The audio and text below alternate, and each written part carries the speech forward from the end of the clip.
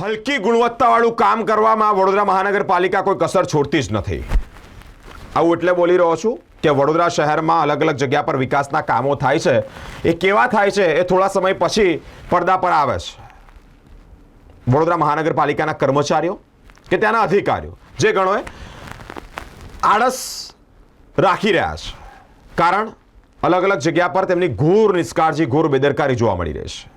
Pandya bridge, આ bridge પરથી હજારો લોકોની અવરજવર રહેતી હોય છે, હજારો લોકો, હજારો વિદ્યાર્થીઓ, હજારો કર્મચારીઓ આવતા જતા હોય છે। આ અહીંયા ફ્લાયઓવર બ્રિજ બનાવવામાં આવ્યો હતો। આ ફ્લાયઓવર બ્રિજના નીચેનો જે સ્લેબ કહેવાય તે ધરાશાયો છે, એટલે પોપડા પડી રહ્યા છે, મોટાના મોટા કહેવાય કે મેન્ટલો નીચે પડતા હોય તેવા દ્રશ્યો સ્પાર્ક ટુડે ન્યૂઝના કેમેરામાં કંડારાયા છે।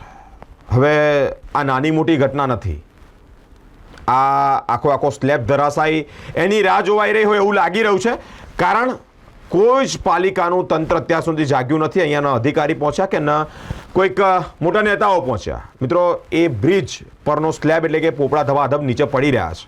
અહીંયા નીચે પણ લોકોની અવરજવર હોય છે। જો આ સ્લેબ, આ મોટા મોટા પથ્થરો કોઈકના માથા પર પડે, કોઈક મોટી ગાડી પર પડે, કોઈ આવતા જતા રાહદારીના માથે પડે અને પછી મોટી મોટી વાતો ને પછી મોટા મોટા લેખો અને પછી મોટી મોટી ચર્ચાઓ થાય, એના પહેલાં જ તંત્ર જાગી જાય તો કેટલું સારું। મિત્રો, સ્પાર્ક ટુડે ન્યૂઝના કેમેરામાં આવા દ્રશ્યો કંડારાયા છે કે પંડ્યા બ્રિજનો જે નીચેનો ભાગ છે, એ બ્રિજની નીચે જે સ્લેબ હતો તે ધરાશાયો છે અને નીચે પડી રહ્યો છે। ઘોર બેદરકારી તંત્રની પર એકવાર સામે આવી છે। નમસ્કાર, સ્પાર્ક ટુડે ન્યૂઝમાં આપનું સ્વાગત છે। તમે જોઈ શકો છો પંડ્યા બ્રિજ પાસે જે પંડ્યા બ્રિજ કહેવામાં આવે છે તેના જે પોપડા છે તે પડી પડ્યા છે। તમે જોઈ શકો છો જે આ પોપડા છે, સવારથી જ અહીંના સ્થાનિકોનો ફોન આવતો હતો। આ જે પોપડા છે તે પડ્યા છે। આ જે કામગીરી છે તેને લઈને અહીંના જે સ્થાનિકો છે તે હેરાન પરેશાન થયા છે। આજુબાજુના જે વાયરો છે તેને લઈને પણ જે સ્થાનિકો છે હેરાન થયા છે, સાથે સામાજિક કાર્યકરો પણ અહીં પહોંચ્યા છે। તમે જોઈ શકો છો આ જે પંડ્યા બ્રિજ આવેલો છે તે કામગીરી કરવામાં નથી આવતી અને આ જે વાયરો છે તે લબડેલા દેખાઈ રહ્યા છે। આપણે સામાજિક કાર્યકર કમલેશભાઈ સાથે વાત કરીશું। કમલેશભાઈ, શું કહેશો?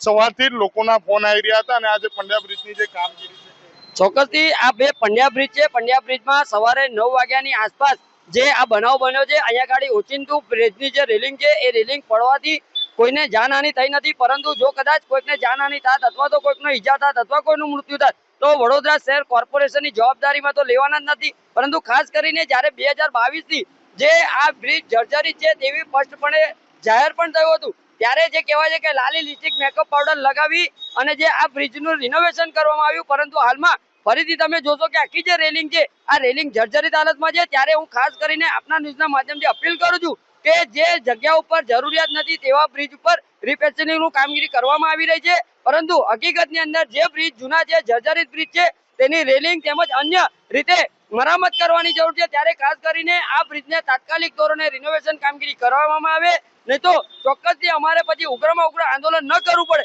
તેની સંપૂર્ણ તકેદારી રાખી અને વહેલામાં વહેલી તકે નાગરિકોના જીવ સાથે જે છેડા થતા હોય એને અટકાવવાનો પ્રયત્ન કરવો જોઈએ તેવી અમારી ખાસ માંગણી છે। ખાસ માંગ છે કે આ જે પોપડા છે તે પડી રહ્યા છે, રિનોવેશન કરવાની જરૂર છે ખાસ કરીને, પરંતુ જે તંત્રને આ ધ્યાનમાં નથી આવતું। ખોટી જે કામગીરી છે તે કરવામાં આવી રહી છે, પરંતુ આ જે કામગીરી છે તમે જોઈ શકો છો સામાજિક કાર્યકર કમલેશભાઈ પરમાર આનો વિરોધ કરી રહ્યા છે। એના સ્થાનિકોનો પણ ફોન આવ્યો છે, તેને લઈને વડોદરા શહેરના નેતાઓને માથે ચડાવી રહ્યા છે અને અધિકારીઓને જે કહેવાય છે કે મોટા મોટા મકાનોને પોતાના નાણાં ખિસ્સામાં ગાળવાની આદત પડી ગઈ છે, તેના કારણે આ ભ્રષ્ટાચાર જોવા મળી રહ્યો છે। ભ્રષ્ટાચાર જોવા મળી રહ્યો છે। હવે જોવાનું રહ્યું કે કોર્પોરેશન તંત્ર આ ક્યારે કામગીરી કરશે તે પણ એક સવાલ છે, કેમ કે લોકોના જીવ સાથે ચેડા થઈ રહ્યા છે। કોઈને જાનહાનિ થશે, કોઈ મરી જશે તો જવાબદાર કોણ, તે પણ એક સવાલ છે। કેમેરામેન રાજ દુબે સાથે હું Kamlesh Joshi, spark today news, Vadodara.